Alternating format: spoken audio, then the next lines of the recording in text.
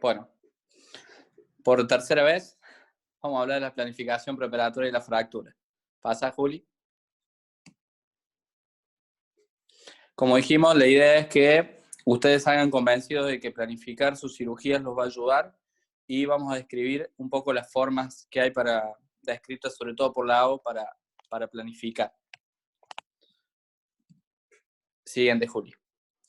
Esto lo paso rápido, digamos, son frases que hay, que todos apuntan a que la planificación es importante, sobre todo para evitar el fracaso de una cirugía y con el consiguiente deterioro de la función o incluso la muerte de un paciente.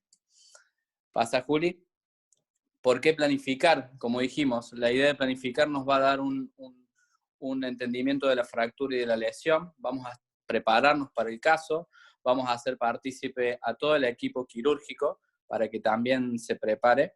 Y sobre todo va a mejorar la seguridad del paciente, va a disminuir los errores y va a reducir la mortalidad.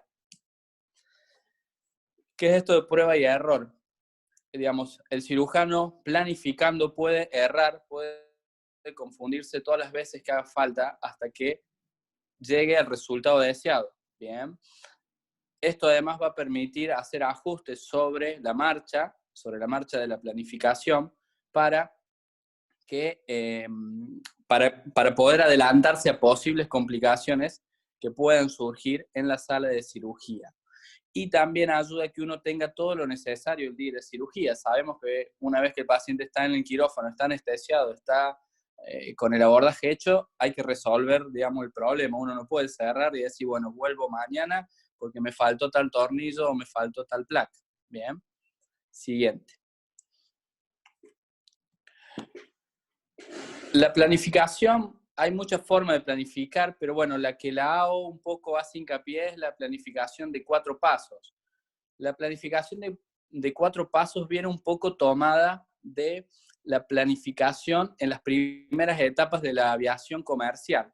En las primeras etapas de la aviación comercial sucedían errores que podían terminar en catástrofe. Entonces, se les indicó a los pilotos que antes de realizar un vuelo tenían que hacer una planificación de 4 pasos, que básicamente era, primero, planificar el vuelo, bien. Segundo, archivar, o sea, hacer un archivo de ese plan de vuelo. Tercero, hacer todo el chequeo del equipo y de los instrumentales necesarios para ese vuelo. Y como cuarto paso, comunicar a toda, en este caso la torre de control y toda la tripulación, cuál era el plan de vuelo resuelto, bien. Esto se puede hacer una analogía, o se hizo en realidad una analogía al modelo ortopédico o el modelo traumatológico, en donde el paso número es planificar la cirugía, ¿bien? El paso 2 es confeccionar ese plan, o sea, escribirlo, redactar un plan paso a paso con todos los pasos, valga la redundancia, que va a ir teniendo esa cirugía. El tercer paso es chequear que todo el equipo y todo el instrumental necesario para esa cirugía esté disponible para el día de la cirugía y en el momento. Y como cuarto paso, la comunicación, que en este caso va a ser con el equipo quirúrgico. Los ayudantes, el anestesiólogo, la instrumentadora o instrumentador, circulante, técnico, radiólogo, técnico de ortopedia, todos ellos deben estar enterados de cuál es nuestro plan el día de la cirugía. ¿Pasa, Juli? Como dijimos, el paso 1 es planificar la cirugía. Para tener un buen plan hay que hacer un correcto diagnóstico. Nosotros tenemos que hacer un diagnóstico de la fractura, un diagnóstico de las partes blandas, conocer las condiciones del paciente. Esto un poco nos va a llevar a definir una táctica quirúrgica en donde uno ya empieza a visualizar cuál es el resultado final al que uno quiere llegar. Vamos a definir el tipo de reducción, como lo vimos en la clase de reducciones, según el tipo de fractura. Vamos a ir definiendo el tipo de implante, también, según cada caso. Y obviamente tenemos que conocer la anatomía y todos los aspectos técnicos que añaden a este procedimiento. Cuando vamos a elegir el procedimiento, o sea, todo esto está dentro de la planificación, tenemos que tener, como dijimos, factores que van a depender del paciente. Por ejemplo, la edad. Uno, a lo mejor ante la misma fractura, en un paciente de tal edad elige una técnica, un tipo de cirugía, y en paciente de otra edad otro. La gravedad de la lesión, si la lesión es única o es múltiple, porque eso nos va a ir cambiando un poco el panorama. Conocer la personalidad de la fractura, como solemos decir, qué hueso es el afectado, qué segmento, qué patrón de fractura es, y sobre todo también conocer las partes blandas para saber los tiempos que nos va a llevar para poder operar al paciente, digamos, en este caso. Con respecto a la táctica quirúrgica, nosotros tenemos que dividir la cirugía en 3 etapas: en el preoperatorio inmediato, durante la cirugía, durante el procedimiento, y en el postoperatorio inmediato también. Siguiente, Juli. Con respecto al preoperatorio, nosotros tenemos que saber, o por lo menos hablar con el anestesista para ver qué tipo de cirugía y qué tipo de anestesia se va a realizar en esa cirugía. Por ejemplo, si el paciente va boca abajo, lo más probable es que el paciente prefieran hacerle una anestesia raquídea y no una anestesia general. Si la cirugía va a durar X cantidad de tiempo, es importante la comunicación con la gente de anestesia para un poco coordinar eso. El uso de torniquetes, si vamos a usar torniquete, un manguito hemostático o venda de Esmart, cuánto tiempo lo vamos a usar. En cirugías de más de 2 horas, a veces uno puede elegir en qué momento usar el torniquete. Por ejemplo, a lo mejor uno empieza la cirugía sin manguito y prefiere usar el manguito para cuando uno esté en un paso un poco más conflictivo de la cirugía. El posicionamiento del paciente, uno ya tiene que saber cómo va a estar posicionado ese paciente en la camilla, si va de costado, si va boca abajo, si va de frente, si lleva algún requerimiento especial la camilla, y si vamos a necesitar o no intensificador de imagen. Uno tiene que saber de antemano y hablar con la gente de rayos que para tal o cual cirugía uno va a necesitar cierto tipo de requerimiento técnico, en este caso las imágenes. Siguiente. El procedimiento, puntualmente, uno tiene que elegir el abordaje, por dónde lo va a abordar el paciente. Eso obviamente va a depender de las partes blandas, de la fractura, el tipo de implante que uno va a utilizar. Saber qué implantes y qué instrumental vamos a necesitar en esa cirugía, porque hay que hacer el pedido de materiales y uno debe tener lo que necesite para esa cirugía. Como dijimos, qué tipo de reducción, si va a haber una reducción abierta, una reducción cerrada, si va a ser anatómica, si va a ser funcional. Si vamos a necesitar injerto o sustituto óseo, es importante también que eso esté en el plan.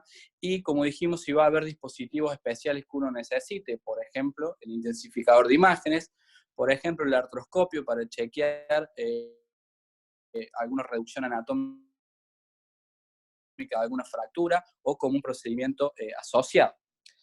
Y el siguiente.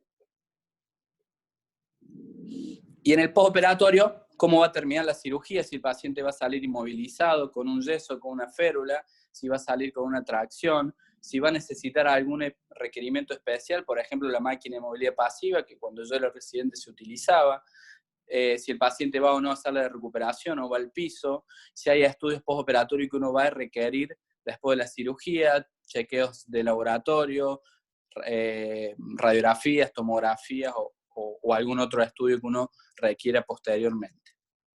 Siguiente, Juli. Eso sería toda la parte del primer paso, de que cuando uno planifica, o sea, uno empieza a desarrollar la cirugía en su mente, empieza a tratar de ir pasando por todos estos pasos para ir teniéndolo en la mente. Una vez que uno lo tiene en la mente, lo tiene que plasmar.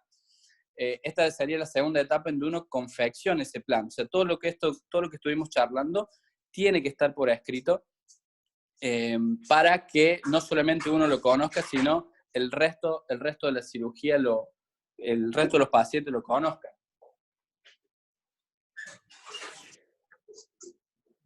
Perdón, Juli, vuelve. Me retrasé porque la perra quería salir del patio. Bueno, como dijimos, uno empieza, la confección del plan es dibujar paso por paso, no solamente escribir, sino dibujar, en este caso es una paleta humeral, todo lo que uno va a ir haciendo en el orden que uno lo quiere ir haciendo. Y esto es lo que yo hablaba de prueba y error, de uno con la lapicera, con la hoja de calcar, con el fibrón, empieza a dibujar y uno empieza a darle forma, digamos, a este resultado final. Y el plan que uno haga debe llevarlo el día de la cirugía y debe colocarlo en un lugar donde todo el resto del equipo quirúrgico lo vea. Ahora sí pasa, Juli.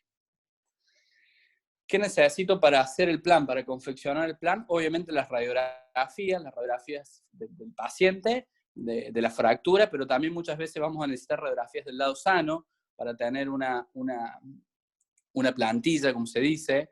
En líneas generales hay muchas formas de planificar. Hoy se está dando mucho, digamos, las planificaciones con elementos digitales, ¿bien? Pero bueno, si uno lee el libro de la AO, que es un libro relativamente viejo, va a ver que las primeras planificaciones se hacían con hojas de calcar, se necesitaban marcadores, goniómetros, incluso algunas filminas en donde ya venían los implantes impresos, por los cuales uno podía ir haciendo la planificación y la colocación de los implantes. Básicamente hay 3 técnicas para hacer una planificación. La técnica de la superposición directa, que ya lo vamos a ver, la técnica de superposición por lado sano y la técnica de superposición por ejes fisiológicos. Siguiente, Juli. La técnica de superposición directa habitualmente es útil en huesos largos y sobre todo para fracturas diafisarias, en donde uno, teniendo una fractura, por ejemplo en este caso una fractura de un húmero segmentaria, uno dibuja y recorta los 3 fragmentos principales y luego los reúne, los arma usando un eje recto, ya que el hueso es recto, para la colocación de los fragmentos cada uno en su lugar. En la figura de la derecha se ve una línea verde. Esa línea verde sería el eje recto que uno usa para armar sobre ese eje los 3 fragmentos que uno recortó por separado para colocarlos, y luego de eso uno elige el implante y hace el dibujo del implante sobre la filmina o sobre la hoja. ¿Bien? Esta sería la técnica por superposición directa. Es la más sencilla, digamos, pero es útil generalmente en huesos largos y en fracturas diafisarias. Siguiente. La superposición usando el lado normal se usa mucho en fracturas metafisarias, en donde ya la anatomía es un poco más compleja, y básicamente lo que uno hace es recortar, o sea, se calca la radiografía de la fractura, se recorta, luego se usa la radiografía del lado sano o de una cadera, en este caso, que son más o menos similares, se la da vuelta, se hace se la gira, digamos, de forma horizontal para que quede reflejada en espejo, y luego con los fragmentos recortados uno los vuelve a armar sobre la plantilla que ya tiene del lado sano, para tener en cuenta cómo deberían ir juntándose todos esos fragmentos para reproducir, obviamente, la anatomía normal, en este caso de una cadera. Y el tercer formato es usando los ejes fisiológicos. Es útil también para fracturas metafisarias. En este caso hay una fractura supraintercondilia de fémur, en donde tenemos calcados o recortados los fragmentos principales. Primero uno va a armar la fractura articular, y usando un eje anatómico normal, el eje entre el fémur y el intercondilio, que uno ya más o menos conoce cuál es la angulación, uno logra armar la fractura metafisaria y diafisaria sobre ese eje para que quede, una vez armada la fractura, respetando, en este caso, el valgo fisiológico que tiene la superficie distal del fémur con su eje diafisario. Bien. Esto un poco serían los tres formatos clásicos que hay para planificar, en donde uno utiliza uno u otro según el tipo de fractura y según la localización. Pasa a la siguiente, Juli. Como tercer paso de estos 4, como decíamos, está la solicitud o el chequeo de que esté todo el equipo del instrumental. Asegurarse de contar principalmente con todo el instrumental necesario, asegurar de contarse con los implantes necesarios, organizar todos los servicios adicionales y los elementos especiales que uno vaya a necesitar. Y como cuarto paso, pasa al siguiente, Juli. Y como cuarto paso, la comunicación. Perdón, la anterior, Juli. Como cuarto paso, la comunicación, ¿bien? Uno como responsable, el cirujano es el responsable del paciente, más allá que sea esto un trabajo en equipo, el cirujano cabecera es el responsable, por lo tanto, no debemos asumir nada, debemos chequear que todo esté bien, ¿ok? Siempre uno dice, che, ¿habrá llegado la caja ahí? Calculo que sí, y después nos damos cuenta que la caja no llegó, y uno tiene que retrasar la cirugía por no haber preguntado antes, y cosas como esta vamos a ver miles. Entonces, siempre el cirujano no tiene que dejar, digamos, cosas libradas al azar, sino que tiene que hacerse cargo de todas estas cosas. Pero obviamente siempre promoviendo un trabajo en equipo. La idea de esto es que uno sea un líder y no un jefe, o sea, que uno lidere un equipo quirúrgico, pero genere un trabajo en equipo, como les digo, no solamente con el resto de los traumatólogos, sino con el resto del equipo, circulantes, técnicos, instrumentadora y anestesio. ¿Bien?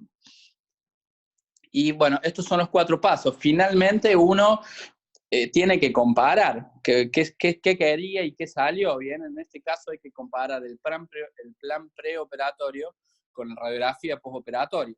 Y esto en los casos en donde uno empieza a aprender. O sea, uno compara y dice, bueno, a ver, ¿qué hice bien en esta cirugía? Y lo anota. ¿Qué puedo hacer diferente o qué me costó más? ¿En dónde renegué más? ¿En la reducción, en la colocación del implante, en el abordaje? Entonces uno tiene que ir tomando nota a medida que va haciendo las cirugías para cuando tenga un caso similar, o sea, ya sabemos que no todos los casos son iguales, pero cuando uno tenga un caso similar, ya contar con cierta experiencia que le va a ir ayudando a resolver estos cambios. O sea, si uno no compara después lo que hizo, no va a saber si lo que planificó era lo que realmente pasó o no. Bien. Esto es un poco lo que es planificación. Si, como ven, no es largo, es concreto. Es difícil hacerlo tan teórico. Esto se aprende, como les decía, planificando, o sea, agarrando hojas, calcando, recortando, pegando y haciendo este ejercicio. Pero bueno, ya cuando nos juntemos presencialmente lo vamos a ir haciendo. Lo mismo, Juli, pasa al siguiente. Lo mismo, bueno, la idea un poco era ver qué entendían ustedes por planificación, y esta es la parte donde podemos ir abriendo los micrófonos y vamos a ir participando, sobre todo los residentes, participando un poquito más con el tema de los casos